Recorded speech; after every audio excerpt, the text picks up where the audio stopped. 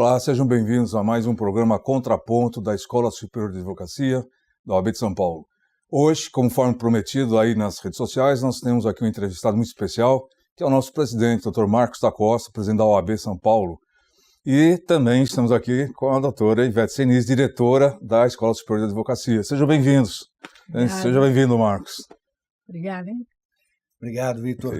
Eu estou muito feliz por voltar aqui às instalações da ESA, conhecer os estúdios. Eu acompanho o programa, mas não tinha estado presencialmente no estúdio desde que ele foi montado. E ao lado do meu amigo pessoal, um grande advogado, queridíssimo amigo, Vitor Hugo. Eu tenho a honra de compartilhar sua amizade, a amizade da sua esposa, a Sandra, que é nossa conselheira excepcional, da sua filha, enfim, da sua família. Aliás, transmitir solidariedade pelo falecimento do seu pai recente. É verdade, é verdade. E ao lado dessa mulher que para mim é uma das grandes referências que eu tenho na vida, eu sempre digo isso. A professora Ivete é uma grande jurista, é um dos principais juristas que nós temos no Brasil. É um exemplo de mulher, professora titular da Faculdade de Direito de São Francisco. Foi a primeira diretora, em mais de 150 anos de existência, primeira mulher a dirigir a Faculdade de Direito. E para minha honra, para o meu orgulho, e eu carrego isso com muita emoção, ela me deu a honra de sentar ao lado dela na direção da OAB do Estado de São Paulo, na gestão passada, eu como presidente e ela como vice-presidente. E foi uma grande vice-presidente, mostrando que a força da mulher é fundamental para a gestão da ordem. E hoje dirige, para nosso orgulho, a nossa Escola Superior de Advocacia. De forma que eu estou, Vitor, muito feliz por estar aqui hoje com vocês. Eu que tenho a honra de recebê-lo, Marcos. Aliás, a homenagem do Dr. Ivete é merecida. Ela entrou aqui na ESA, já colocou a ESA lá em cima. Nós temos agora, por causa dela, o IAD, né? Já tinha sido desabilitado e agora voltou com tudo.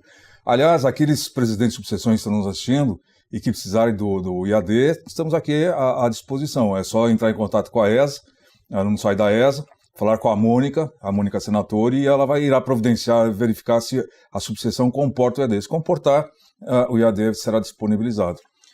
É uma conquista sua, né, Ivete? Pois é, e olha, eu estou aqui hoje, eu vim aqui para receber o presidente, não vim aqui para participar desse programa, porque o foco hoje é a entrevista com o nosso presidente, não é?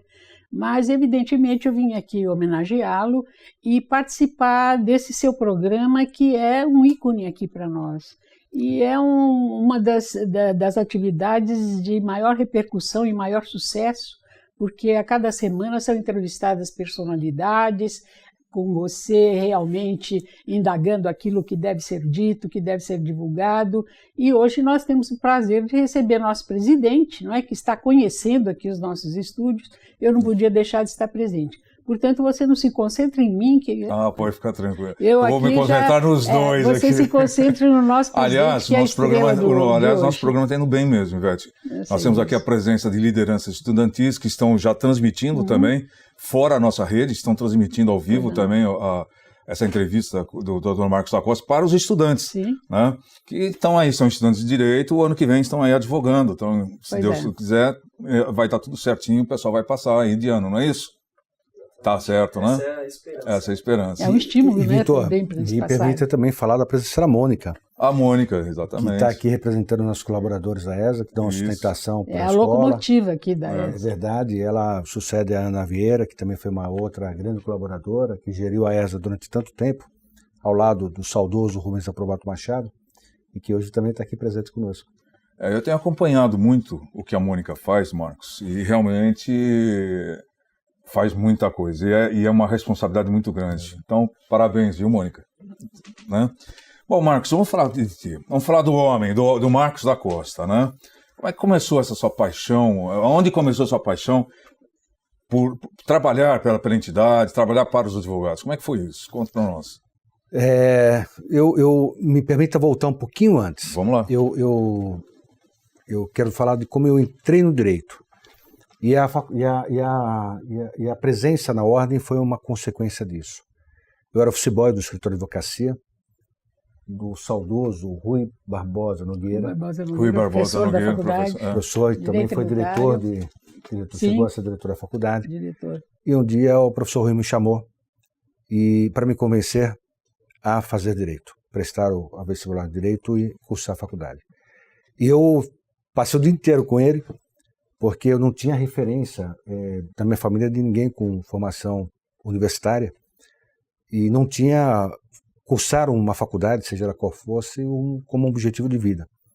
E aí, depois do dia inteiro, convencido por ele a prestar o vestibular no curso de Direito, ele dizia que eu tinha uma aptidão, uma vocação para ser advogado, e ele me ajudou muito, inclusive, nos primeiros anos, me ajudando financeiramente a pagar a faculdade.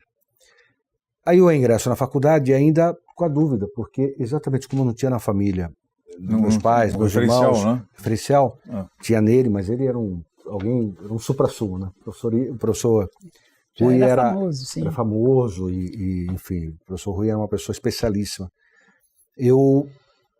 Nos primeiros dias de faculdade, no primeiro ano, eu fui chamado a participar de uma palestra. Por coincidência, a palestra era dada por um advogado que estava lá representando aquela instituição que era algo como sagrado, a Ordem dos Advogados do Brasil.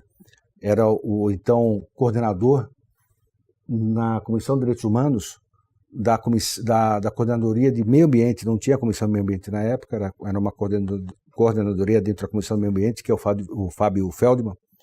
E ao ver lá, nessa palestra, a presença de um representante da Ordem e perceber que era possível alcançar aquele objetivo de me tornar advogado, ali eu de fato assumi como uma meta de vida, não só acabar a faculdade, mas efetivamente me tornar um advogado. Nesse período de faculdade, eu conheci minha esposa. E a minha esposa, eu comecei a faculdade em 82, comecei a namorar com minha esposa em 85, e fui muito bem recebido pelos pais dela. E tanto meu sogro como minha sogra vêm de família ligada ao direito. E tanto um quanto o outro tem na família representantes da advocacia que participaram da política de ordem. O pai da minha sogra já falecido, foi do primeiro conselho da Ordem. Isso, mas é de Piracaia, não é? Não, meu sogro de Piracaia. Sogro de Piracaia. Meu sogro de São Pedro. Mas nasceu em São Pedro, o pai era magistrado. Logo depois o pai foi levado a Piracaia, onde ele viveu boa parte da vida dele. E depois de Piracaia para Bragança, e São Paulo e Tribunal de Justiça, foi desembargador. Mas o pai da minha sogra foi do primeiro conselho da Ordem, foi do primeiro Tribunal de Ética da Ordem. E, inclusive, no Instituto, professora, o auditório do Instituto leva o pai. O nome do pai da minha sogra chama Alcides da Costa Vidigal. Alcides da Costa Vidigal. Foi um grande advogado naquele momento. E do lado do meu sogro, e o irmão dela também, o Geraldo Camargo Vidigal, foi presidente do Instituto dos Advogados. Professor da Faculdade de Direito. Professor também da Faculdade de Direito. E também foi conselheiro da Ordem, também foi presidente do Instituto dos Advogados. E do lado do meu sogro, pai magistrado, e, como eu disse, nasceu em São Pedro, meu sogro. Meu sogro completou em novembro 100 anos de idade. Depois foi para Piracaia, Bragança, São Paulo, Tribunal de Justiça. E o irmão do meu sogro foi o presidente de maior tempo dentro do Instituto dos Advogados, José Barbosa Almeida. Sim. Eu não conheci, quando eu conheci ele já era falecido. Então, tanto meu sogro como minha sogra, desde que eu ainda estudante e comecei a namorar com minha esposa, Estela, eles incentivaram muito a participar da vida institucional. Dizendo, Marcos, é importante. Falavam da Ordem e falavam do Instituto dos Advogados. Porque ali eu conheceria advogados, podia compartilhar experiências, dúvidas, enfim, e ter uma vida associativa. Então, foi os meus sogros que me estimularam a participar de uma vida associativa. Em seguida, formado, trabalhando, me torno sócio do Geraldo Vidigal, e aí conheço essa figura especial na minha vida também institucional, que chama-se Rubens Aprobato Machado. Primeiro como presidente do Instituto, depois em 1997, disputando a eleição para a presidência da Ordem. Eu participei como um dos colaboradores, tantos colaboradores. Foi na parte, acho que, de Direito Informática, não foi isso? Em 97, a internet chegou em 95 no Brasil. Isso.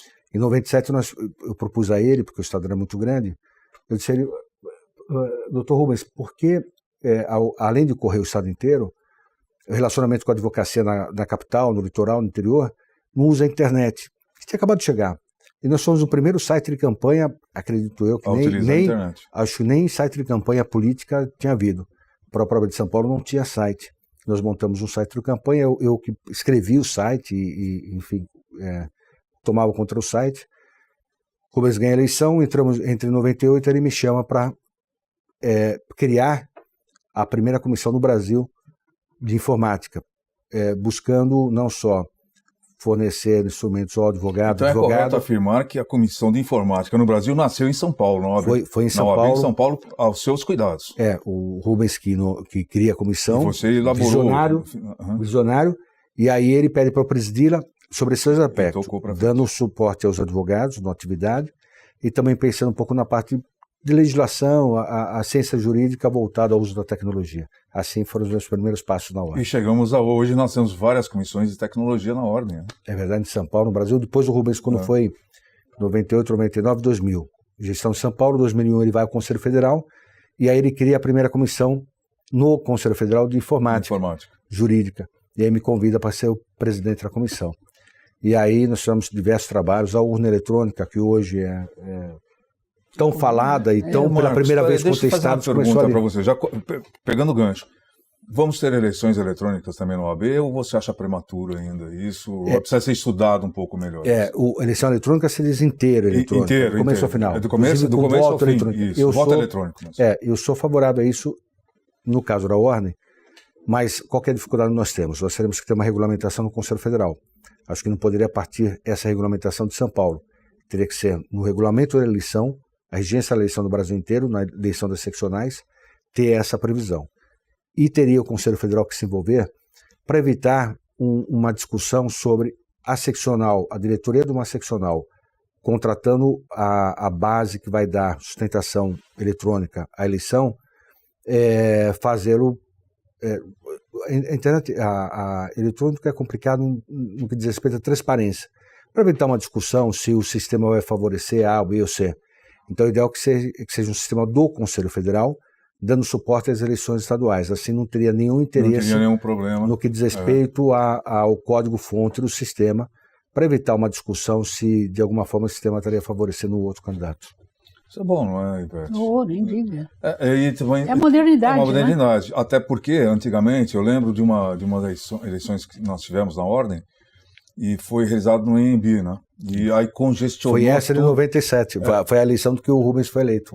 E congestionou tudo. Então agora está bem dividido, né? Agora tem aqui na FMU, tem vários lugares, quer dizer, o advogado agora ficou bem mais tranquilo para ele fazer a votação. O que acontece? Antigamente, a inscrição do advogado na capital, ela se dava exclusivamente no centro da cidade. Então, o advogado, independente do bairro onde ele morasse ou fosse atuar, ele tinha que escrever no centro da cidade.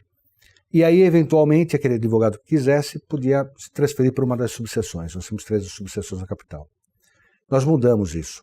O advogado hoje ele se inscreve na subseção. Nossa subseção, Vitor de Pinheiros, por exemplo, Pinheiros, exatamente. É um exemplo disso. Então, o advogado de Pinheiros hoje vai em Pinheiros, se inscreve na subseção, recebe a sua carteira numa solenidade em Pinheiros, ele se aproxima o advogado dos seus colegas daquela região e, no período eleitoral, ajuda na administração, porque ao invés de termos 100 mil pessoas se dirigindo ao centro para votar, os colegas advogados e advogados vão votar nas suas subseções no centro. Isso diluiu um pouco esse fluxo de pessoas, fazendo com que essa festa democrática maravilhosa, que é a eleição da ordem, ela ocorra sem prejudicar, por exemplo, o trânsito do centro da cidade. O que para nós foi muito bom, porque realmente eu voto em Pinheiros rapidinho, né? Eu também. É super rápido. Agora, aqui no centro também o pessoal volta bem rapidinho também. Ainda tem muito advogado inscrito no centro por conta desse passado. Então, nós temos hoje na advocacia mais ou menos metade na capital, metade no interior.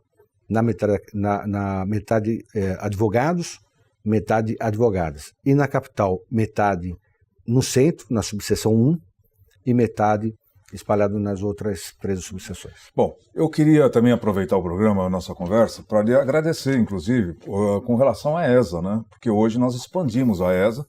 A ESA não está só no Largo da Pólvora, agora está lá no prédio da Praça Sé. Tradicionalíssimo prédio da Sé. A Ivete ficou contente, veio falando, olha, temos até uma outra biblioteca lá, não é isso? Que você Lá achou? nós temos uma biblioteca e aqui é apenas uma sala de estudos, não é? Mas eu acho que é um mérito que a gente deve ao nosso presidente atual, o presidente Marcos, que reconheceu o trabalho e o esforço que nós fazemos aqui na ESA e a nossa necessidade de ampliação de espaços, não é? E também de ampliação de cursos, ampliação de rumos. Cresceu tanto, Marcos, que cresceu hoje o muito. Departamento de Cultura pede as nossas salas emprestadas Pois lá é. para poder ministrar as palestras deles lá. Né? Olha que bom. Né? Então nós temos hoje 15 salas, não é, distribuídas entre a Praça da Sé aqui e uma série de novidades, de novos cursos e de empreendimentos que nós pudemos fazer graças realmente a esse apoio que nós estamos recebendo dessa gestão. E ficou bom para os advogados porque também tem o metrô do lado, né, Marcos? Isso. Então o pessoal chega ali, né? E o prédio também novo da Ordem também está fabuloso, né? Com aquelas muito bem instalado. Muito bem instalado. Uma outra coisa também que eu achei bacana, Marcos, foi nessa sua gestão, você ampliou bastante o espaço, né, para os advogados, né? Quer dizer, houve um aumento de número de comissões, não é isso, tá? Enfim, eu achei que foi bacana. Você tem alguma coisa a falar? Vai crescer mais comissões? A ordem, evidentemente, é de todos os advogados. E advogados. E o trabalho na ordem é voluntário. Ninguém recebe nada para trabalhar para a entidade. Então, nós temos muitos colegas que querem colaborar em alguma das três vertentes. A vertente corporativa, então, Comissão de Prerrogativas, por exemplo, o mais claro exemplo, e o próprio Tribunal de Ética, são exemplos muito claros daqueles espaços de gestão da ordem que tem ligação com a atividade profissional. A vertente acadêmica, nós temos comissões de direito civil, temos a comissão, por exemplo, do novo Código de Processo Civil, que é presidida pelo professor Tucci. Temos, comissões ligadas diretamente à advocacia, ao lado da ESA, por óbvio, do Departamento Cultural, que faz um trabalho maravilhoso também. Ao lado das comissões de caráter corporativo, nós temos as comissões institucionais, que aí são de defesa dos valores democráticos, dos valores republicanos, e aí nós temos mais uma série de comissões, colegas que são vocacionados a servir a sociedade e o faz através da palavra da ordem. A ordem, historicamente, promove a defesa da cidadania. Há uma terceira vertente, que é a vertente social.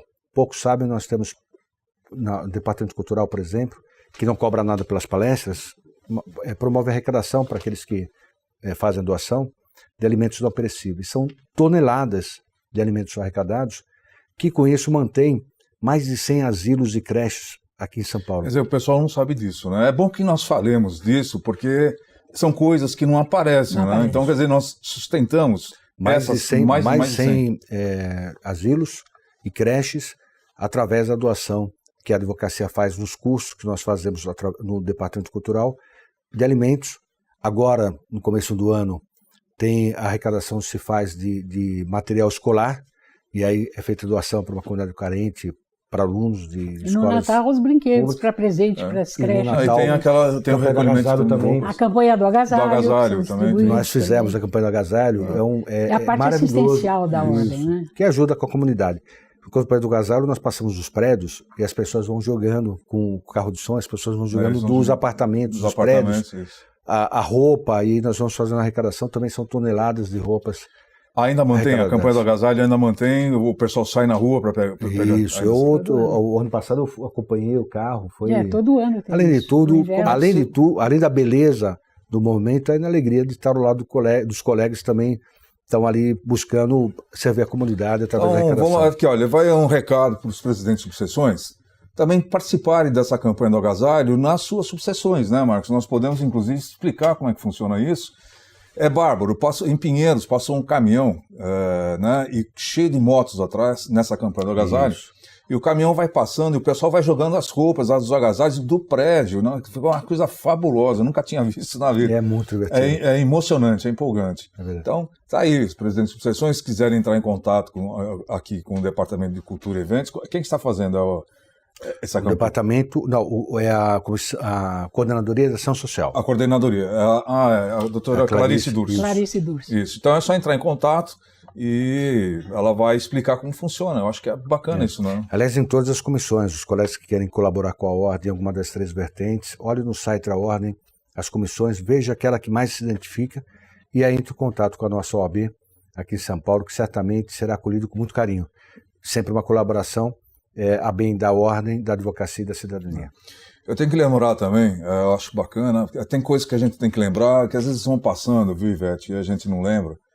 Mas eu lembro que a nossa comissão, o ano passado, que é a minha Comissão de Ciência e Tecnologia, nós fizemos um acordo com o Tribunal de Contas do Estado, você lembra disso, Marcos? Que foi homologado? Verdade. Abrimos espaço para os advogados do interior, não é isso? Porque o Tribunal de Contas, ele não faz parte do Poder Judiciário, portanto não poderia ter um processo judicial eletrônico aos moldes do Tribunal de Justiça. E aí foi feito um convênio, né? Que nós estamos partilhando, inclusive, as informações. O advogado agora não precisa vir mais para São Paulo para fazer a sua inscrição no processo judicial eletrônico. Lembra disso? É verdade. Essas parcerias que fazemos também com os espaços públicos onde os advogados prestam serviço são fundamentais, porque nós auxiliamos o desenvolvimento da atividade profissional do advogado e, ao lado disso, ajudamos também no que diz respeito ao próprio exercício do direito de defesa do cidadão. O que foi bárbaro. Marcos, eu estava vendo aqui na nossa revista, na Jornal do Advogado, na abertura do ano judiciário, você proferiu uma palestra, inclusive falando, Marcos da Costa diz que o Brasil vive desejo de avanço cívico. Vamos colocar isso para o pessoal, Marcos? O momento que nós vivemos, e agora estão chegando são mais alunos, jovens alunos. O momento que nós vivemos no país é um momento de muita crise, mas as crises também abrem oportunidades. E eu vejo esse momento como uma grande oportunidade da sociedade, finalmente no Brasil, assumir o seu papel de a sociedade como verdadeira protagonista das grandes mudanças que o Brasil precisa. E mudanças em todos os aspectos, inclusive cultural, inclusive no que diz respeito à ética. Passamos, nós todos, a ter a ética como uma referência de vida. Mudança no que diz respeito a valorizarmos as nossas comunidades. Nós perdemos o conceito de comunidade. Nós não olhamos mais para os nossos vizinhos, não olhamos mais para as pessoas que estão ao nosso lado, nos preocupamos com nós próprios. Há 2 semanas atrás saiu um artigo do Hélio Gaspari na Folha de São Paulo, que ele dizia isso, um médico que é cirurgião plástico, que às quartas-feiras atende exclusivamente policiais, não atende clientes, ele dedica as quartas-feiras à clínica a atender policiais que são vítimas de violência. E no Brasil, aquele que tem um pouquinho mais de posse, um pouquinho mais de condição financeira, o que ele faz? Ao invés de ele se deparar com a violência e procurar resolver a violência na sua comunidade, chamar o policial, montar associação, tentar juntar colegas, os vizinhos, para tentar melhorar um pouco a vida daquele policial e fazer ele integrar-se à sociedade, o que faz a pessoa? Ergue um muro na sua casa, compra um carro blindado, se tem dinheiro, contrata a segurança, enfim. As pessoas olham para si, sem perceber que não adianta essa falsa expectativa de segurança para si próprio, sabendo que seu filho, o seu neto, os seus pais, a sua esposa, o seu marido vão estar frequentando as ruas, os supermercados, as padarias, as escolas, sujeitando-se, portanto, a essa mesma violência. Então, fundamentalmente, o momento é de oportunidade para que a sociedade assuma o seu papel e ela, através desse sentimento de comunidade, através do sentimento de buscar favorecer o próximo, entender que ninguém vai ser feliz sozinho, sabendo que ao lado tem uma pessoa que está passando fome, passando frio. Se nós conseguirmos levantar esse movimento, certamente nós vamos construir um país melhor. Vamos, com certeza. Marcos, olha, quando nós começamos o programa, o Contraponto, nós não tínhamos quase ninguém, nós tínhamos o nosso público, né? E aos poucos ele vai enchendo, daqui a pouco nós vamos ter que fazer o programa no auditório ali, porque olha só o que tem de estudante aqui, ó. Quando eu falei para eles que eu ia entrevistar o nosso presidente, o presidente da ordem, eles quiseram vir de qualquer forma, porque eles querem ter um referencial. Então, qual é a palavra que você dirige aos estudantes que estão nos assistindo? Porque daqui a pouco vem as perguntas, viu? Então, estudantes das faculdades de Direito, né? Aqueles que ainda não são formados. Eu ontem, inclusive, estive na Faculdade Zumbi dos Palmares, que é uma faculdade que tem um caráter de fraternidade, de solidariedade, de combate ao racismo, e disse isso a todos. Ser estudante de Direito é optar por uma formação especial, uma formação que vai dar um conhecimento técnico necessário para promover a defesa do cidadão, mas, ao mesmo tempo, ter uma formação humanista, onde aquele estudante passa a olhar para o próximo de uma forma diferente, compreender o homem na sua plenitude. O Papa Paulo VI, Papa moderno, chamado Papa moderno, que dizia que ninguém mais do que o advogado, talvez o sacerdote, tem a capacidade de conhecer o ser humano na sua mais básica essência, nos seus defeitos, mas especialmente nas suas virtudes. E por isso que o estudante de direito, principalmente o estudante no Brasil, tem essa vocação de ser agente de transformação, porque ele, a partir da indignação com as injustiças, ele procura dar a sua vida para tentar... Então, o estudante continua sendo responsável pelo futuro do Brasil. Eu não tenho dúvida. Ele é uma peça fundamental para nós. Eu não tenho dúvida. É um importante, professora... É a professora que é a professora nossa para falar sobre isso, mas o Brasil, a Faculdade de Direito, ela tem a marca da transformação desde a sua criação. Lembrando que a independência do Brasil foi em 1822. Em 1823 já se discutia como é que era possível construir uma identidade própria do país. Sim. Uma sociedade brasileira, o elo de uma sociedade, elo político, elo cultural, econômico, jurídico. E a opção que se fez na época para a construção dessa sociedade foi a instalação no Brasil da Faculdade de Direito. E aí foi instalado por um decreto de 1827, porque houve uma discussão se instalava em São Paulo ou no Rio de Janeiro, acabou instalando em São Paulo na tradicionalíssima Faculdade de Direito do Largo de São Francisco, mas já com essa visão de que a partir da Faculdade de Direito é que se construiria a identidade nacional. Não é por outra razão que nós temos tantos presidentes da República, governadores, prefeitos, senadores, que são advogados. Com essa visão que tem, com essa vocação que tem o advogado do Brasil, de servir a sociedade. Então, não basta estudar, também tem que participar, não é isso? Exatamente, é fundamental assumir esse papel. Eu queria que colocasse aqui embaixo a nossa vinheta do e-mail da presidência da OAB, que é o e-mail do nosso presidente, Dr. Marcos da Costa. Qualquer dúvida, crítica, sugestões com relação à nossa entidade, pode mandar ali que vocês serão bem recebidos, tá? E nós vamos aproveitar agora, eu já vou fazer um intervalo para o segundo bloco, né? E nós vamos, no segundo bloco, já falar da humanização do direito, vamos falar do Lava Jato também, né, Marcos? E mais alguma coisa aí que a gente possa, que a entidade está atuando em cima, tá bom? Voltamos em 1 minuto.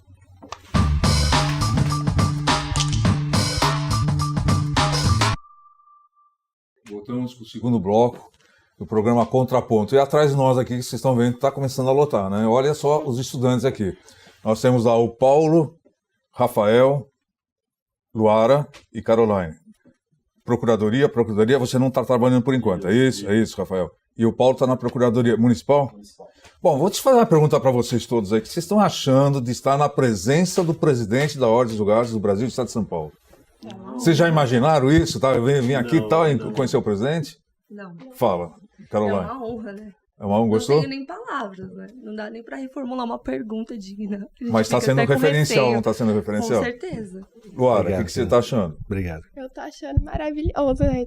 Não dá nem pra explicar, gente. Rafael? É uma honra incentivando para vocês estudarem mais? Sim, não, e logo tão cedo pra gente, no começo do curso, já ter essa referência aqui. Que bom, Paulo. Eu já tive o prazer de acompanhar o Dr. Marcos na subseção de Itaquaquecetuba, o meu grande amigo Dr. Zenival, que é o presidente, até mesmo o Dr. Romeu. E é gratificante ter uma pessoa bem experiente, na qual possa influenciar e ajudar os alunos estudantes de direito, que muitas vezes desistem, né, por não ter um suporte maior de alguém tão formal como é o Dr. Marcos. Então, estou lisonjeado de estar aqui mais uma vez com a presença do presidente. Olha, eu vou falar em nome dele, tá? A porta da sala dele está aberta para vocês a qualquer momento, tá bom? É verdade. Paulo, você queria fazer uma pergunta aí sobre a Conferência Nacional, não é isso? Isso. Eu estive presente, primeiramente, parabenizar a Ordem do Advogado do Brasil pelo evento, que eu acho que foi excelente, não só para os alunos, mas para poder conhecermos diversas pessoas mais experientes do Brasil inteiro. A minha pergunta é, se a conferência, como que funciona? Ela é anual? Ela é feita somente em São Paulo? Ou se é espalhada pelo Brasil inteiro? Paulo, obrigado pela pergunta, pelas palavras. A conferência ela é nacional, ela ocorre uma vez por gestão, portanto a cada 3 anos. Quando assume nova gestão, a diretoria do Conselho Federal, junto com o Conselho, discute onde vai ser realizada. E em São Paulo, a última vez que foi realizada foi em 1970. Ainda foi possível fazer na Câmara Municipal de São Paulo. E hoje nós conseguimos realizar essa conferência no final do ano passado para 22 mil pessoas. Foi o maior evento jurídico do Brasil. E acho que na América Latina, segundo né? o presidente da Máquia, evento, né? isso. Não há nada similar no mundo inteiro. Foi uma oportunidade, como disse o Paulo, de aprender, porque nós tivemos 250 palestrantes, 40 painéis simultâneos. Foi uma oportunidade também de conhecer colegas do Brasil inteiro, que lá estavam, advogados, estudantes de direito, os estandes das seccionais, que buscavam levar o conhecimento da cultura local, estandes maravilhosos, Norte, Nordeste, Rio Grande do Sul, Paraná, enfim, Bahia, Minas, Rio de Janeiro, São Paulo também. E, ao mesmo tempo, ao lado disso, também tem um momento de confraternização, porque ao final de cada noite havia um show. Na primeira noite foi uma escola de samba e o Demônios da Garoa. Isso. Na segunda noite foi o Alceu Valença. E na terceira noite foi o Jota Quest. E foi um fechamento com chave de ouro. Então, faz 50 anos, após 50 anos, foi realizando Marcos, no Brasil. eu fico imaginando... Espero que não demore mais 50. Eu fico imanginando a sua luta que você fez, porque depois de 50 anos para vir para cá, você deve ter feito ali eu conheci a conferência, eu já tinha ido na conferência do Rio, teve conferência no Rio, de Paraná, a última foi no Rio de Janeiro, em 2014. E sabia da importância da conferência, e sabia o que São Paulo podia oferecer para o Brasil em termos de qualidade da advocacia dos estudantes no comparecimento à conferência, tanto que foi disparada a maior conferência no que diz respeito não só à quantidade de colegas e de palestras e palestrantes, mas também no sentido geral. Foi histórica mesmo. E a conferência, há momentos na história do Brasil importantíssimos que nasceram numa conferência. E só para citar um deles, foi numa conferência nacional que foi anunciado o encaminhamento da lei de anistia. Porque a ordem, num evento de São Paulo, em 1977, um evento nacional, não uma conferência, mas um encontro de presidentes, capitaneado pelo presidente Raimundo Faoro, protestou pela pacificação do país como um passo necessário para a redemocratização. E no ano seguinte, na conferência, lá esteve então um senador Portela, representando o general Geisel, e anunciou na conferência a volta do habeas corpus e o início da tramitação do projeto que levou a anistia, a pátria anistia, possibilitou... Foi elaborando uma carta no final dessa conferência, né? Foi elaborada toda a conferência gera uma carta e foi feita a Carta de São Paulo, com os pontos básicos e fundamentais dos temas tratados na nossa conferência. Que bom.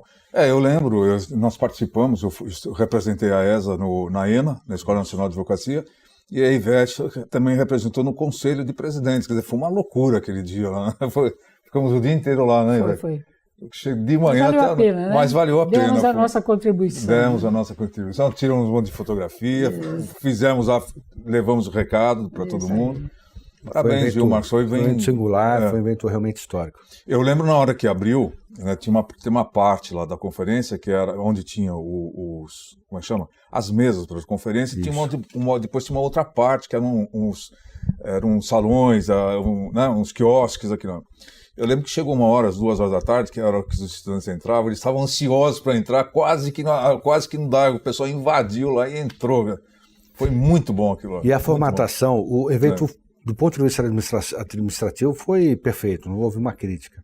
Para um evento dessa grandeza, com 22 mil pessoas, no AMB, 80 mil metros quadrados de conferência.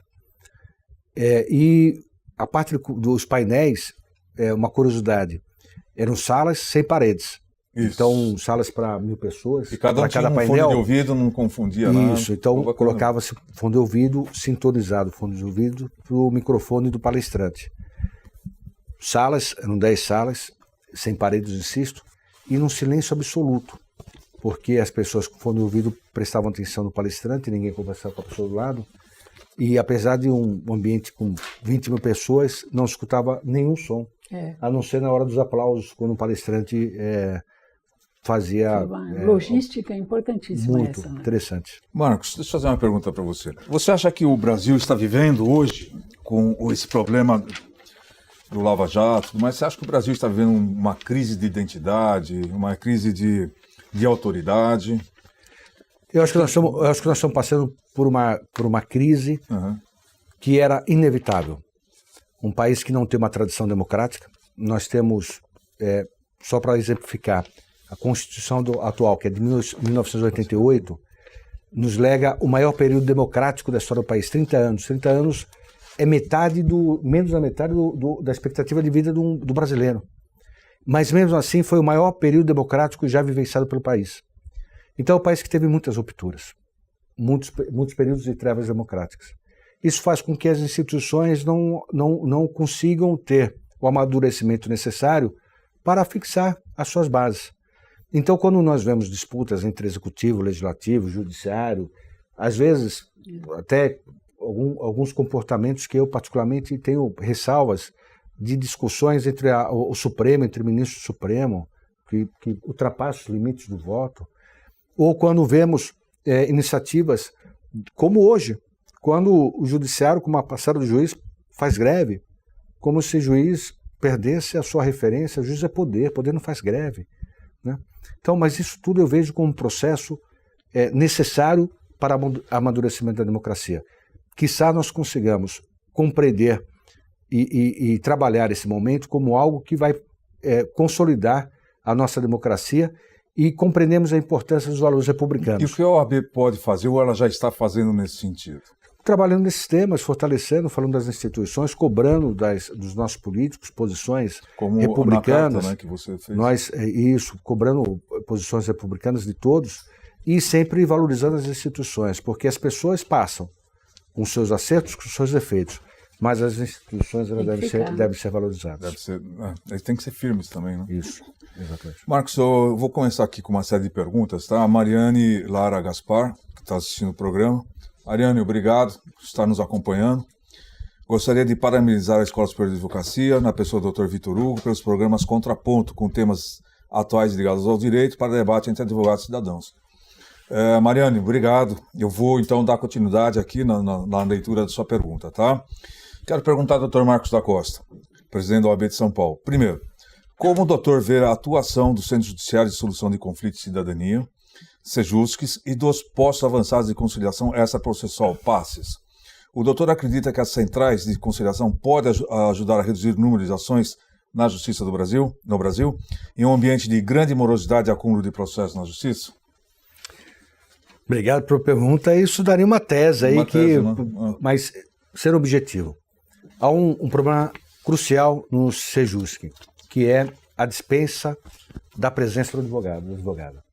Não há possibilidade de se promover justiça sem advocacia. Eu digo isso porque a pessoa que comparece ao lugar, num centro de conciliação, sem a orientação técnica do advogado, ele vai estar sujeito a um acordo que não vai lhe favorecer, ao contrário, vai lhe prejudicar e muito.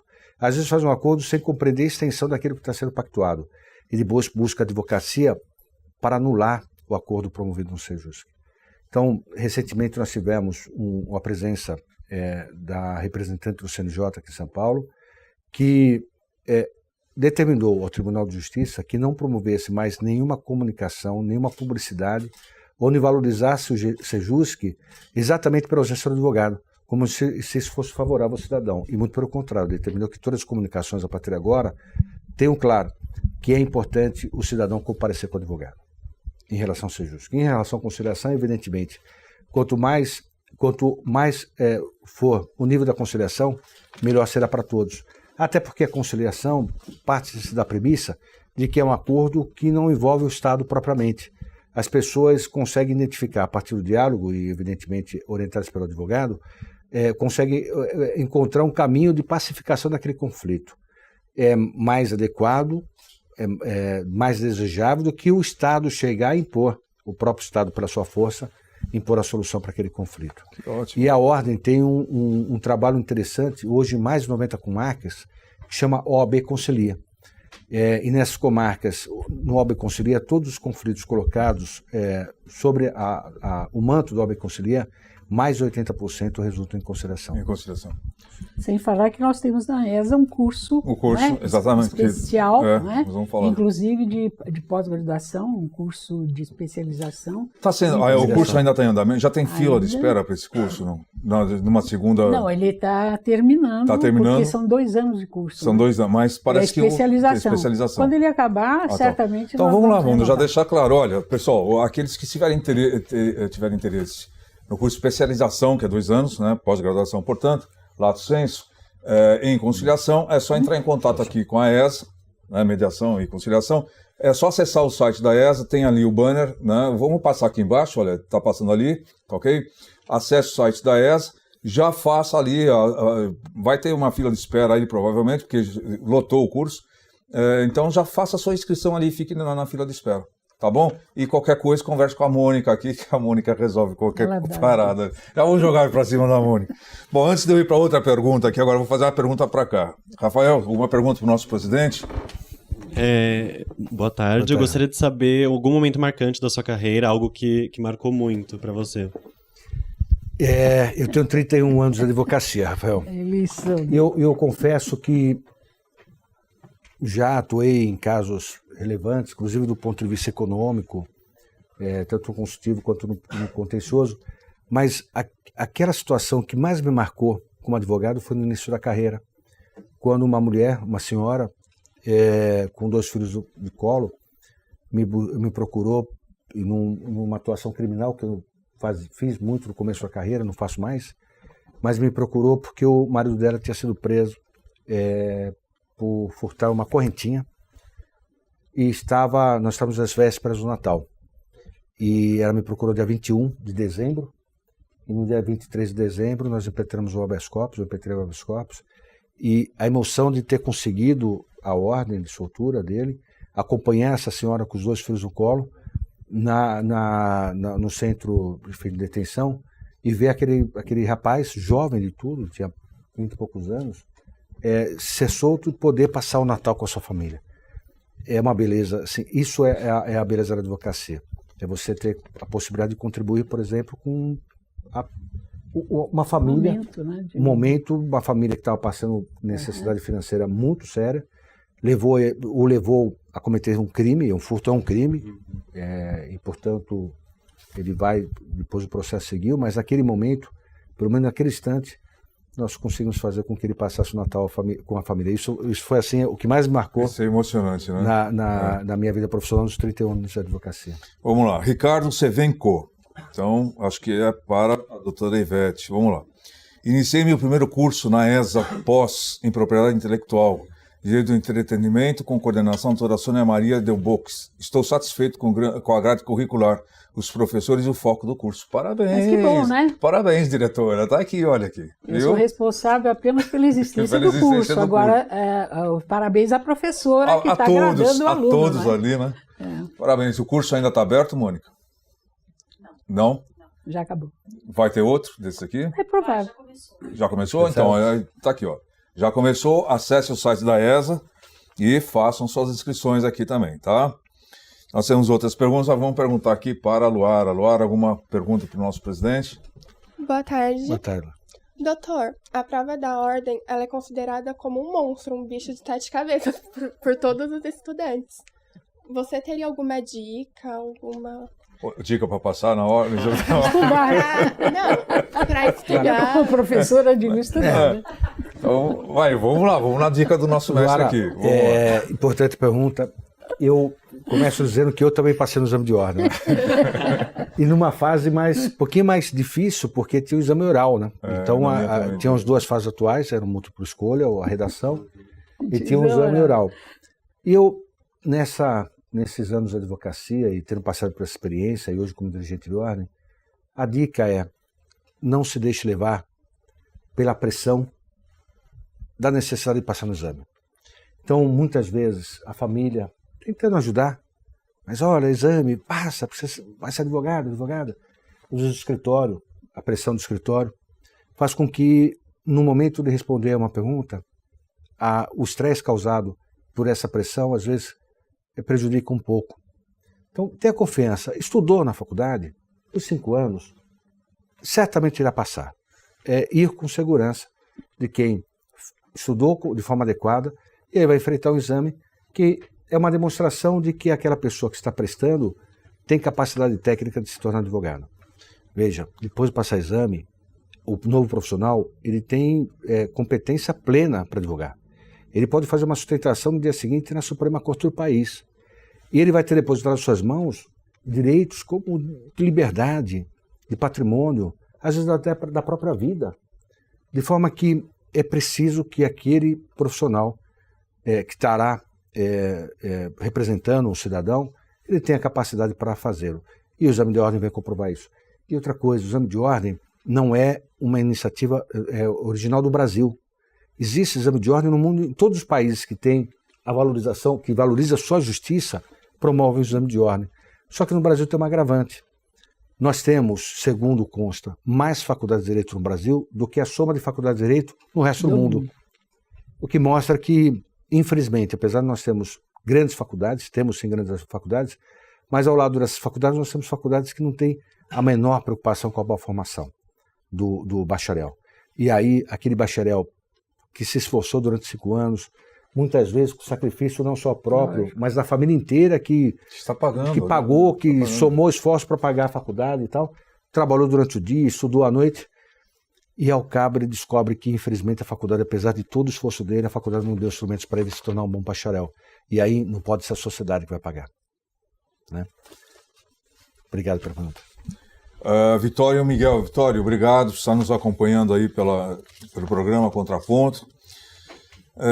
Então, um agradecimento aqui para a ESA, né? O prédio novo da ESA Sé é muito confortável. A expansão foi extremamente positiva. Aí, Marcos, tá vendo? tá bom aqui, né? É um prédio tradicional. Tradicional. O prédio da Sé começou ali a ordem. Né? Começou ali a ordem. A ordem começou ali. E lá hoje a sede... nós estamos só no começo, porque nós não podemos ainda fazer uma ocupação plena. Isso. Nós dependemos, eu aproveito aqui para cobrar meu presidente, que nós dependemos de funcionários. Isso. Porque eu tenho a ESA aqui, com os funcionários daqui, que eu estou dividindo um pouco com outro prédio. Mas se eu não tiver funcionários lá, eu não posso fazer uma ocupação plena como nós gostaríamos. Inclusive nos cursos à noite, que são, em geral, preferidos pelos que trabalham durante o dia, né? Eu não tenho podido incrementar pela ausência de funcionários. Agora, nós temos cursos que nós fazemos à noite também lá. Aqui, né? Lá também, lá não tem funcionário. Não tem funcionário, nós podemos apresentar isso. Com a ampliação dos cursos, professora, hoje já estão consolidados esses cursos lá na Praça da Sé. Sem dúvida nenhuma, essa necessidade tem que ser atendida, até para poder continuar com o desenvolvimento dessa escola tão querida. Então, nós que é uma referência não só para São Paulo, nós precisamos continuar expandindo. Compromisso público do nosso presidente. Aliás, ontem, pegando um pouquinho o gancho da questão do exame de ordem, do ensino jurídico e da ESA, ontem, professor, eu estive com representantes da OCDE, aqui em São Paulo. Verdade. Que vieram, era um americano, uma chilena, um francês e um português, que vieram discutir comigo a questão do ensino jurídico no Brasil. E eu, ao lado de falar sobre a questão do número de faculdades, que nós temos boas faculdades, mas péssimas faculdades, da criação dessa excrescência do ano passado no Ministério da Educação, que é o curso tecnólogo jurídico, que não se sabe o que será gerado por ele, e vai competir provavelmente com os estagiários, que eles não serão advogados, não se sabe que mercado ele terá. Mas eu falei da ESA, a ordem ela se orgulha de ter uma escola de advocacia auxiliando na continuidade do estudo do advogado. E não é só a escola também. Que é exemplar. Nós temos também a escola de líderes, né, de liderança, né? Foi criada agora, o ano passado, foi isso? Foi criada no ano passado, nós tivemos a primeira prova agora, Escola de Lideranças e Cidadania.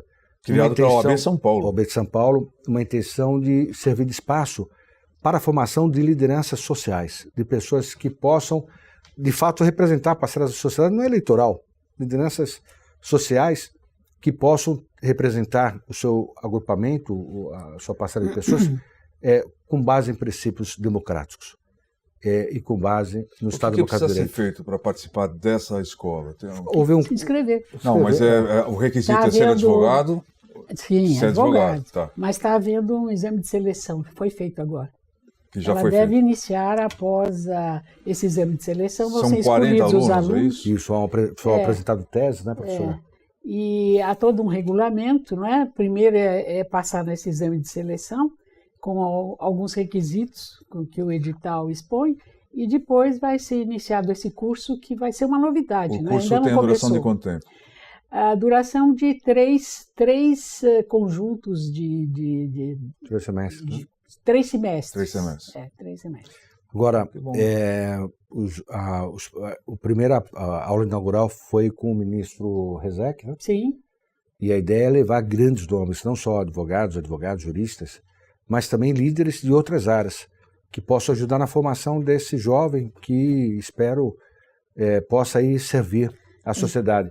A ordem tem essa vocação. Eu exemplifico, nós temos muitos colegas que serviram à sociedade em cargos, inclusive em cargos públicos.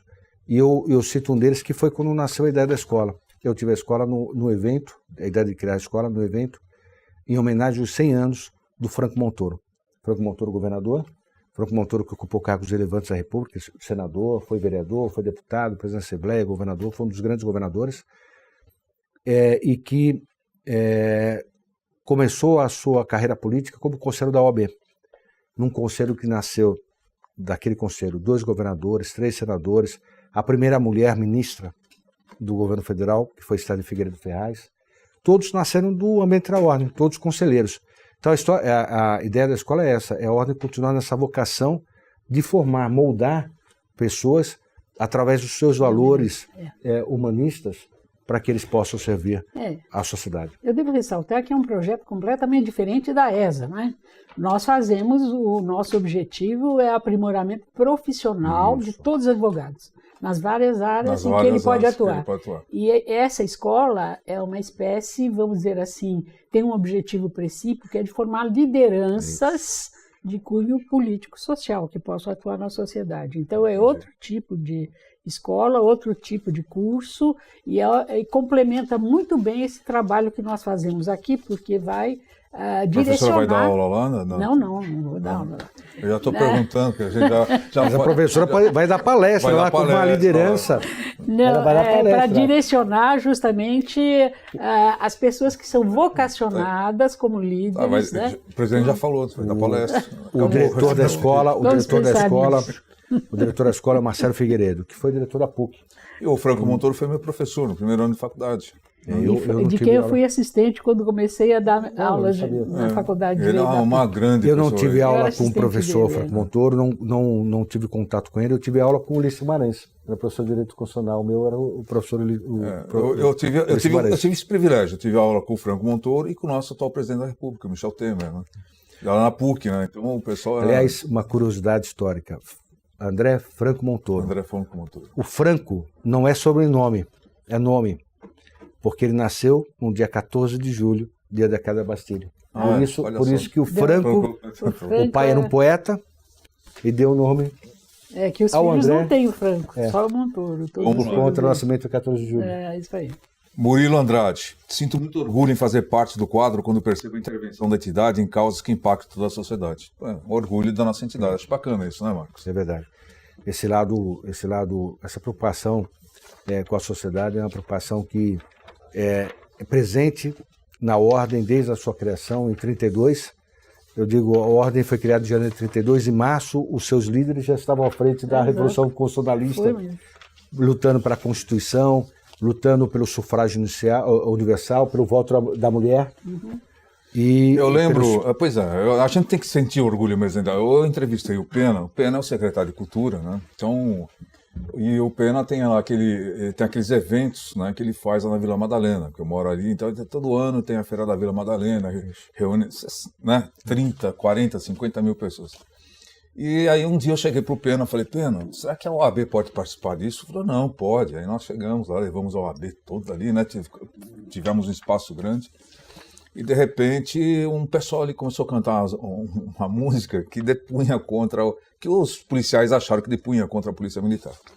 E aí deu aquele rolo todo, aí a OAB chegou e falou, não tem mais encrenca não, acabou tudo ali, e a feira continuou.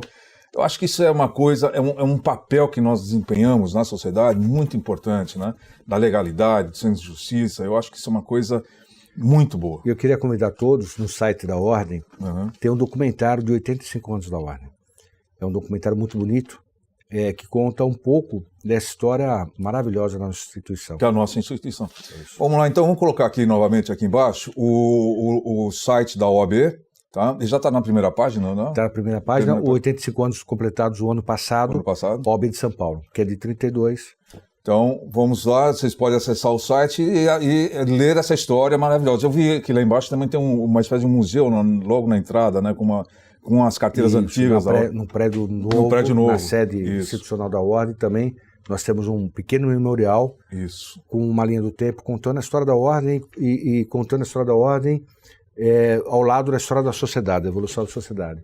E também com alguns objetos de advogados e advogadas a ser conhecidos. Bom, antes de eu passar para a pergunta aqui, Caroline, alguma pergunta para o nosso presidente? Boa tarde, doutor. Boa tarde. Quando o doutor Victor Hugo disse que ia entrevistar o presidente da OAB, a primeira pergunta que veio em mente, meu Deus, eu quero uma dica para a prova, mas já foi respondida. Então, eu queria saber o seu ponto de vista sobre a discussão que já ocorre, acho que se eu não me engano, há 15 anos, sobre a mudança da maioridade penal de 18 para 16 anos. Acho que a melhor pessoa para responder é a professora Ivete. A professora Ivete, que é uma das grandes juristas na área do direito penal.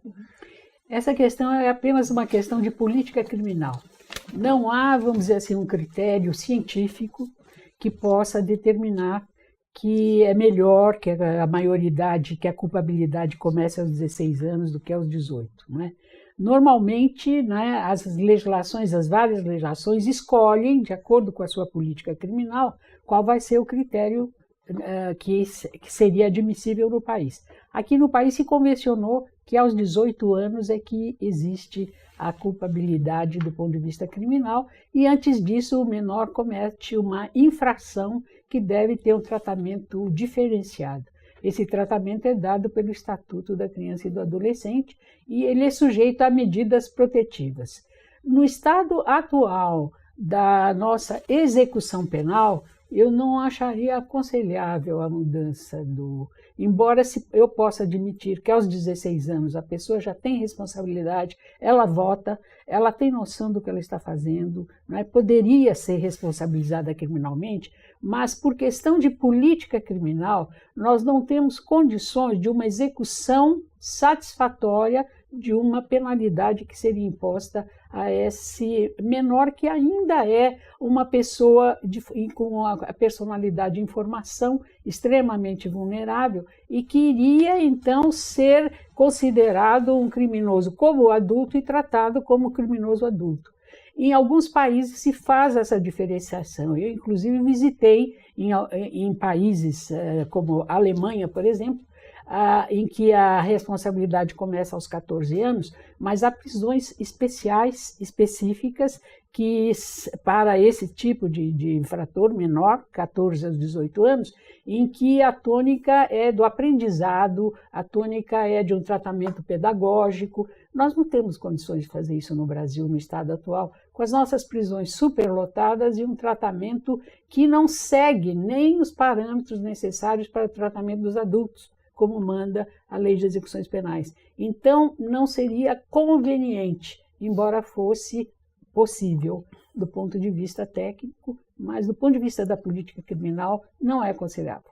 Eu só acrescentaria o seguinte, a lembrança, porque às vezes a sociedade, e natural, principalmente com o grau de violência que nós temos, a sociedade se voltar contra essa violência buscando, por exemplo, o aprisionamento.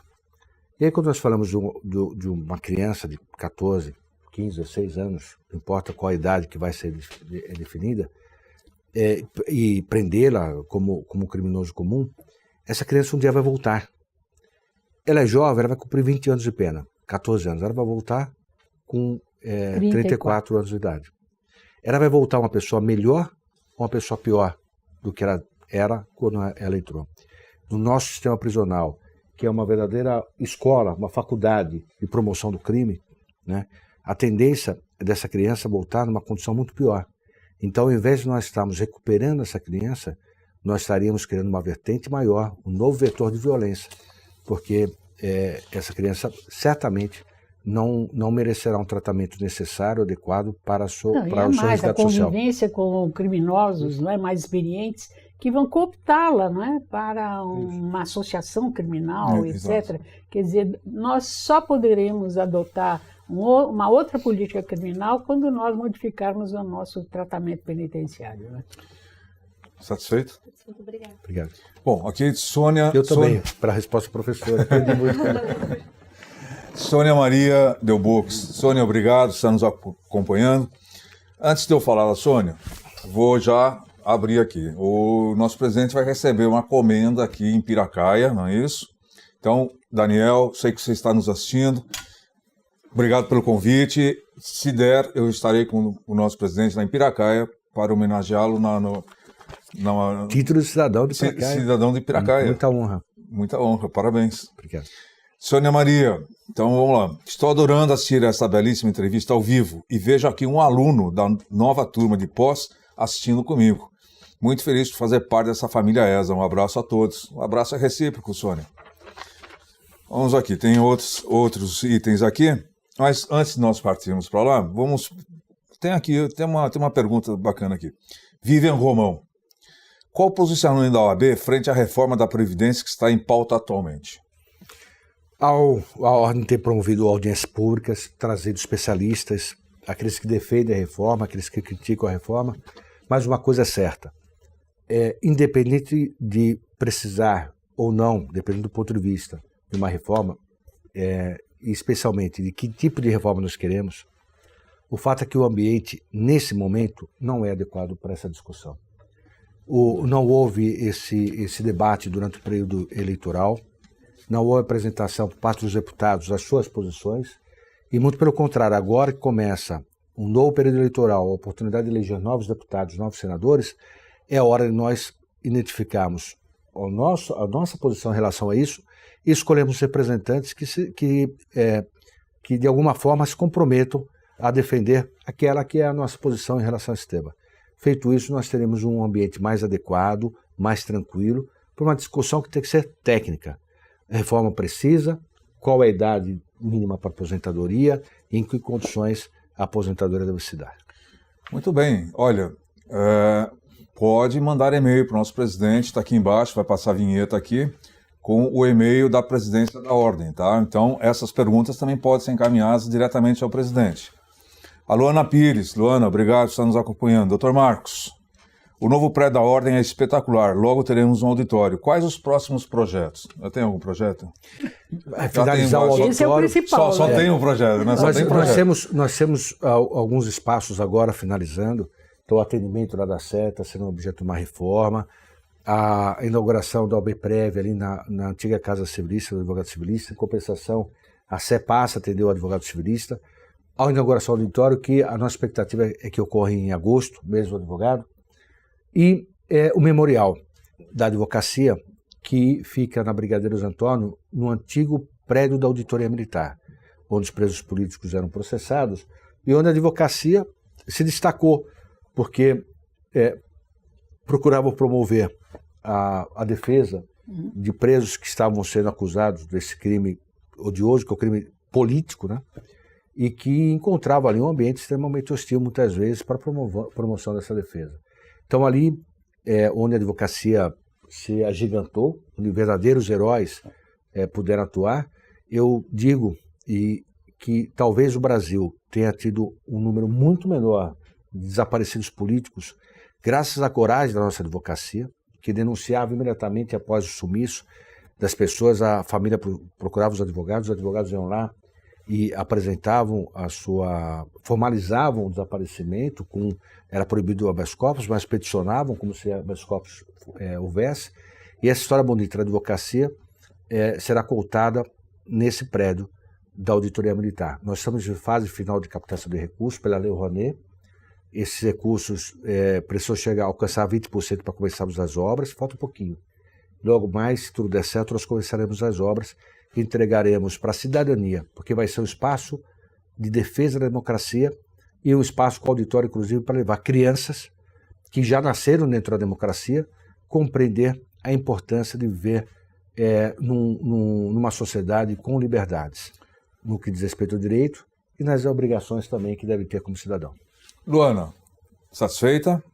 Então tem mais aqui. Catarina Miranda. Dr. Marcos, o que o senhor tem a dizer sobre a crise de segurança que temos em nosso país e principalmente no Rio de Janeiro, onde uma vereadora foi morta ontem? Seria um assunto nosso hoje também. Esse talvez, ou melhor, e certamente vai ser o grande tema da disputa eleitoral. A situação da violência no Brasil inteiro, em todos os cantos do Brasil, é intolerável. Nós temos números em alguns estados que ultrapassam números de guerra, né, como se estivéssemos em guerra civil.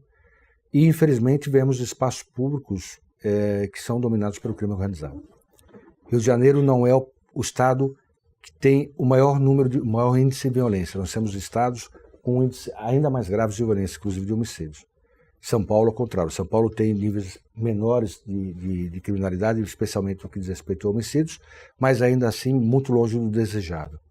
Então, nós precisamos resgatar esses espaços e a intervenção que foi feita no Rio de Janeiro me parece que foi feita muito mais por ter o governo do estado do Rio de Janeiro literalmente desistido de combater a criminalidade, entregue a população à sua própria sorte, o que obriga uma intervenção que não é uma intervenção militar, é uma intervenção estatal, que usa como instrumento as forças, o Exército, e evidentemente isso não vai gerar a solução para o problema. Pode mitigar durante um tempo, mas talvez o caminho seja adotar o que foi feito na Colômbia, em Medellín.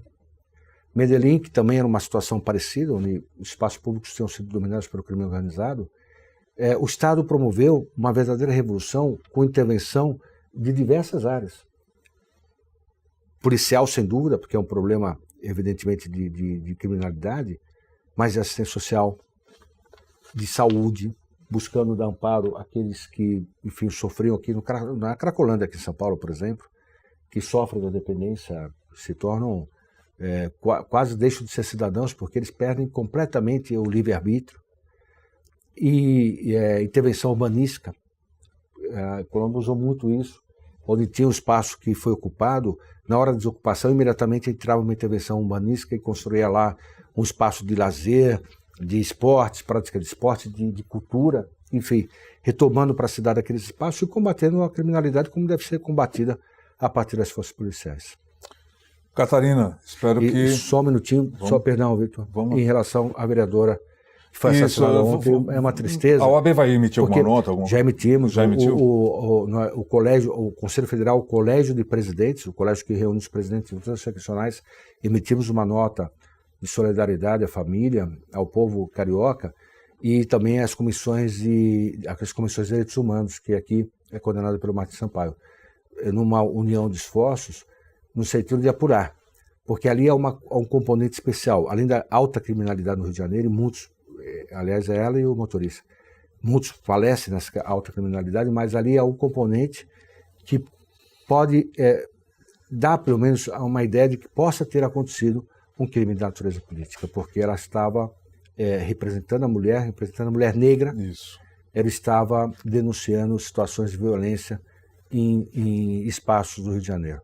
Então, esperamos, e aí é o compromisso do governo do Rio de Janeiro, o governo mais objeto da intervenção militar, com a ajuda da Polícia Federal, de tentar localizar e identificar urgentemente os criminosos que ceifaram a vida dessa vereadora, mais jovem, infelizmente, que perdeu a vida por conta disso, e o motorista também. Então, para aqueles que me perguntaram hoje se a OAB ia tomar alguma atitude, o Dr. Marcos acabou de responder que já tomaram. E o Rio de Janeiro está acompanhando lá, a OAB do Rio de Janeiro está acompanhando essas ações. Então, Catarina, espero então que o Dr. Marcos já tenha respondido sua pergunta. Paulo Nomura.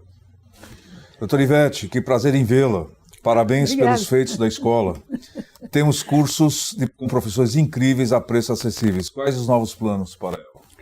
É só consultar o site. Nós temos todos os novos cursos. Então, a vinheta aqui embaixo. Todos os novos cursos estão no nosso site e nós não vamos parar de criar novas diretrizes, novas oportunidades, novos cursos. Bom, Paulo, não querendo cortar a doutora Ivete, mas já tem aí 2 cursos aprovados. Um de Direito da Informática, que é um curso de pós-graduação. Então já está aberto aí, já foi aprovado, e um curso sobre criptomoedas, que é um curso de extensão. Eu acrescento que os 2 cursos são aqui de responsabilidade do nosso entrevistador. Eu fiquei quietinho. É o professor Vitor Hugo, que aliás é um excelente professor dessa especialidade, que organizou, que é o coordenador e que vai ser professor desses cursos. Um de extensão e um de especialização. Mas ontem foram homologados mais cursos. É só acompanhar, pessoal, é só acompanhar o site, que todo dia tem uma novidade ali, tá? Quer dizer, o que a ESA mais tem é conteúdo. Então, explore, aproveite bastante esse conteúdo, porque realmente os preços são acessíveis aqui. E tenho mais uma notícia, que é a sequência da nossa revista virtual, que não é também muito conhecida. Nós temos uma revista virtual que é divulgada pela internet, está no site, e que já está na sua 24ª edição. De várias modalidades de temas. Saiu uma nova agora? E que vai ser lançada na próxima semana uma nova que diz respeito ao direito desportivo. Então é um curso que já foi dado aqui na ESA e que tem vários temas de muito interesse da população em geral e dos advogados. Então nós recomendamos que fiquem atentos e consultem no nosso site a nova revista virtual. Pessoal, quando vocês acessarem o site, tá, lá em cima está escrito assim, TV ESA, depois tem notícias e revista. Acesse ali e vocês vão pegar a revista virtual ali. É só todas elas. É isso. Todas as que já foram até a última edição, que é a 26ª, não é isso? Excelente conteúdo doutrinário e sem custo. Sem custo para a advocacia. Aliás, por falar na revista virtual, Ivete, uma coisa que estourou aqui na ESA foi quando houve a Conferência Nacional de Advocacia e nós soltamos aqueles cursos, né, lembra? Foi. Nossa, chegou a cair o IP aqui, porque teve mais de 70 mil visualizações, acessos lá na... porque os cursos eram oferecidos para o Brasil todo, não era só para São Paulo, né? Todos os que se inscreviam na conferência tinham direito a escolher 2 cursos. E foi uma iniciativa do Dr. Marcos. Ele falou, libera, e nós liberamos. Liberar gratuitamente o acesso pela internet a esses cursos que nós dávamos aqui. E como esses cursos são vários disponibilizados em São Paulo e não nos outros estados, que são carentes, né, desses cursos, nós tivemos um afluxo muito grande de pessoas interessadas nos nossos cursos. Tanto é que nós tivemos que prorrogar o prazo, porque teve tanto acesso, Marcos, tanto acesso, que tivemos que prorrogar o prazo. Foi excelente. Os cursos são maravilhosos. Eu lembro do curso do novo CPC. Do novo CPC, isso. De tantos cursos que foram promovidos para a ESA, um deles deu 70 mil alunos. Foi. Curso também eletrônico. E sem custo, né? Sem custo. Sem custo para advogado. Sem custo. Ricardo Souza. Obrigado, Ricardo, por estar nos acompanhando. Dr. Marcos, a Ordem teve uma audiência pública na semana sobre a liberdade de imprensa. O que o senhor tem a dizer sobre o tema? No processo de evolução democrática, é preciso debater, discutir institutos. A Ordem, evidentemente, defende a ampla liberdade de imprensa. É inadmissível a volta de qualquer tipo de censura. É a imprensa que permite que se promova o conhecimento. Agora, também ao lado disso, existem valores que precisam ser preservados.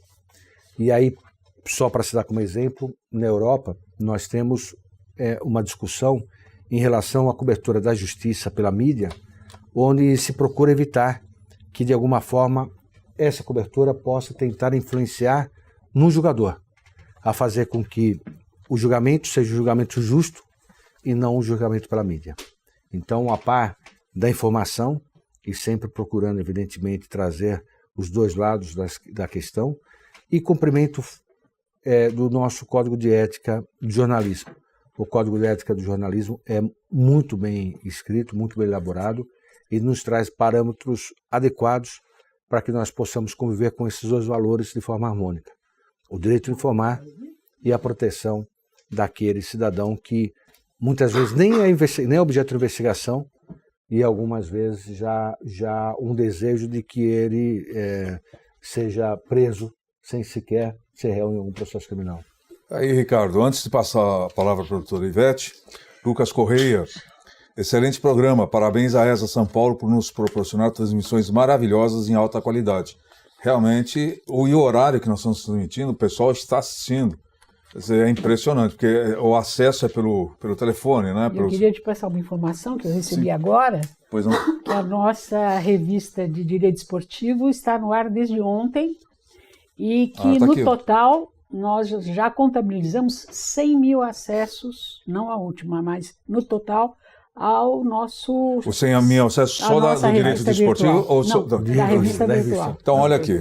Olha só, para quem não sabe, nós temos, como forma, a doutora Ivete já explicou, nós tivemos mais de 100 mil acessos à revista virtual eletrônica da ESA. Quer dizer, é porque os conteúdos são muito bons. Muito entendeu? bons, Então, de altíssimo de nível. altíssima qualidade. Então, é isso. Né?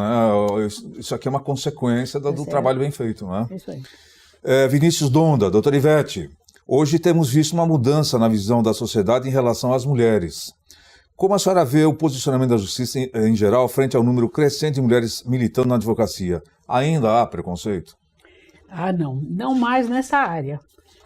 Eu acredito que a questão da mulher na área jurídica já foi resolvida há muito tempo, depois que o nosso Tribunal de Justiça, que foi o último reduto a acolher mulheres juízas e desembargadoras, né, perdeu aquela limitação que eles faziam à entrada das mulheres. Depois disso, não há, eu creio, que nenhum empecilho à atividade da mulher na área jurídica em qualquer segmento. E, na verdade, hoje as advogadas, se não me engano, Marcos, estão ultrapassando os advogados homens inscritos na OAB.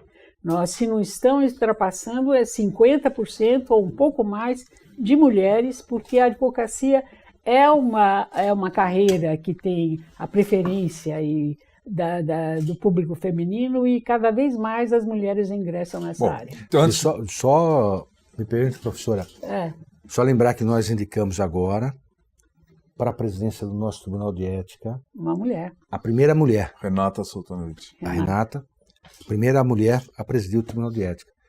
E conversei com o presidente do Tribunal de Justiça, na visita que fizemos, institucional, o presidente acabou de tomar posse, dizendo que eu vou oficiar o tribunal para indicar a primeira mulher a ter um busto no Salão de Passos Perdidos do Tribunal de Justiça. Tem diversos grandes juristas, grandes advogados, promotores, juízes, mas não tem nenhuma mulher. Então nós estaremos indicando ao Tribunal de Justiça a primeira mulher a ter um busto colocado dentro do Salão de Passos Perdidos. E observei ao presidente do tribunal, no diálogo, que, professora, até hoje, o órgão especial do Tribunal de Justiça não tem uma mulher na sua composição. Né? Tá aí. Não há uma mulher ainda eleita. Já tivemos mulheres participando por convocação. Mas não eleito. Mas nenhuma mulher Mas eleita. você vê que dentro. nós já temos mulheres no Supremo Tribunal Federal, né? Isso. E na Justiça do Trabalho, na gestão passada, toda a direção do Tribunal do Trabalho. Presidência já eram todas do mulheres. Tribunal do Trabalho e do próprio Tribunal Federal hoje é uma mulher. E eu queria dizer também, aqui, aproveitando a presença do nosso presidente, que na OAB, não é? Nos últimos anos, já há algum tempo, em todas as diretorias as mulheres são incluídas, de alguma forma. E a maior participação, hoje a maior participação da história da ordem feminina no Conselho Seccional. É o Conselho. E uma dessas mulheres mais queridas é a Sandra. A minha esposa. Esposa da Vitória. Marcos, eu não sei se você sabe, eu e a Ivete estamos bolando aí uma nova proposta para a ESA também, que é de levar o curso da ESA, né, para dentro das instituições, tá? Então, nós não estamos só fazendo curso aqui dentro. Então, vamos supor, uma instituição diz o seguinte, olha, eu queria fazer um curso aqui, a Junta Comercial. Quero fazer um curso aqui, nós vamos levar esse curso para lá. Fizemos um balão de ensaio ano passado, no CDHU, que eu fui assessor ali, né, você sabe? E aqui nós temos, então, a resposta do pessoal do CDHU aqui dizendo o seguinte, Débora João Carlos, Débora, saudades de vocês aí do CDHU, tá? Fiz um curso pela ESA, OAB, novo CPC, no CDHU, foi maravilhoso. Quer dizer, o pessoal chegou lá, o CDHU separou como é que chama? Um auditório para nós. Os professores da ESA foram até lá, ministraram o curso com a lista de presença, o pessoal fiscalizando. foi um sucesso. Nós estamos fazendo isso agora de novo, sabia disso? Na AGU também, né? Na AGU. Na AGU, nós vamos levar agora para a Junta Comercial esse curso também. Eu conversei essa semana com o presidente do Tribunal do Trabalho de São Paulo, no sentido de, quando nós temos a reforma trabalhista, que foi uma reforma que, enfim, alterou alguns paradigmas dentro da Justiça do Trabalho, nós promovemos um evento conjunto da magistratura, do Ministério Público, da advocacia, levantando as principais dúvidas e tentando encontrar ali caminhos para pacificar entendimentos. Já conversei com Pena, inclusive, Pena adorou, nós vamos tentar levar isso agora para fora da ordem aqui. Vamos levar, não é isso? Bom, vamos finalizar o nosso programa. Eu só tenho aqui mais um recado que é da Fabiana. Tem mais, eu só vou ler esse último aqui. Passa para o presidente. Fabiana Lourenço, queremos mais edições com esses convidados. Olha aí, tá vendo? Que conversa inspiradora. Inspiradora é você estar nos assistindo aqui. Então, Isso aí. Bom, vamos lá. Nossas proposições finais. Ivete. Olha, a minha proposição final é dirigida aos estudantes que tão gentilmente vieram aqui hoje, né, nos prestigiar também, né? E eu queria dizer para vocês que estão estudando direito e pretendem ser advogados ou pelo menos militar na área jurídica, né, que essa área é uma área de educação continuada. Quer dizer, não só vocês devem se preparar muito bem agora, porque vão enfrentar um exame de ingresso na área, que é o exame de ordem, mas vocês têm um presente que nunca mais vão deixar de estudar. Nunca mais vão deixar de estudar porque as leis mudam, as doutrinas também mudam, os entendimentos da sociedade mudam, as relações sociais, e vocês têm a necessidade de estarem sempre se atualizando para servir a carreira que vocês escolheram, seja a magistratura, a advocacia, a promotoria pública, seja o que for, não é? E nesse sentido, nós estamos aqui, a OAB, a postos, com a ESA, fornecendo a vocês essas oportunidades de educação continuada, de preparo profissional nos nossos cursos. Todas as novidades legislativas, os códigos que vão mudando, as leis, os entendimentos, são objetos de cursos que nós fornecemos aqui para o aprimoramento e o conhecimento daqueles que militam na área. Então, esse é o meu recado para vocês. Vão estudar o resto da vida. Marcos. Bom, minha proposição é de que eu seja convidado a voltar aqui outras vezes. Já está convidado. Mas eu quero agradecer, Vitor, professor Ivete, os nossos estudantes, aqueles que estão nos assistindo, pela oportunidade dessa conversa, esse bate-papo tão gostoso, e que nos dá a possibilidade de estarmos esclarecendo dúvidas em relação a essa instituição. O perfil, das pessoas, porque o que a gente conhece é só... nós estamos vendo de longe, vamos ver de perto. É verdade. E convidar todos para participar da ordem, frequentar os cursos da ESA, que são maravilhosos, são de altíssimo nível, e participar também das nossas comissões, porque a ordem, ela é a instituição de todos nós. Os estudantes podem participar? Também podem. Nós temos um núcleo acadêmico lá, que é um dos espaços com mais atividades, de forma que fica um convite para todos estarmos juntos na OAB. Paulo, alguma consideração final? Gostaria de agradecer, primeiramente ao senhor, que sempre está abrindo as portas para nós estudantes, principalmente para a Atlética de Direito da Uninove. As dicas do Dr. Marcos, da professora, inclusive a professora via a pergunta da colega e foi uma pergunta que deixou uma interrogação e a professora soube explanar perfeitamente. Então, agradecimentos ao professor, ao presidente, à professora, e que venham mais quintas e que todos nós estudantes possam estar aqui acompanhando todas essas tardes maravilhosas com o senhor. Rubens, uma consideração? Gostou, não gostou? Rafael. Rafael. É que aqui a gente se pega ao vivo assim. Não, só queria agradecer a presença, de estar aqui com eles dois, é uma honra muito grande e é isso. Obrigado. Eduardo. Eu queria agradecer a oportunidade de mais uma quinta estar aqui e que o senhor continue trazendo pessoas tão maravilhosas assim. Vamos trazer sim. Obrigado. Agradecer, foi uma honra. E ao Dr. Victor Hugo, muito obrigado por proporcionar essa oportunidade de conhecer pessoas tão maravilhosas e poder ter essa experiência. Obrigado. Valeu. Gente, é o seguinte, nosso programa vai ao ar toda quinta-feira, tá? Quem quiser vir presencialmente assistir, está convidado. Quiser assistir pelo Facebook, também pode assistir. Pelo YouTube, também pode assistir. Tá aí, vocês pegaram aqui o e-mail da presidência da OAB, pode remeter suas dúvidas, críticas, sugestões para o nosso presidente Marcos da Costa, assim como também vocês podem mandar dúvidas, críticas, sugestões para a própria ESA, que está aqui, a vinheta está aqui passando aqui embaixo, tá? Acessem o site da ESA, que tem novidades, todo dia tem uma novidade ali importante, todo dia tem um curso, e agora ontem foram homologados mais cursos, então quer dizer, o conteúdo está aí, é só acessar, tá bom? Então, gente, muito obrigado e até a próxima quinta-feira. Um grande abraço.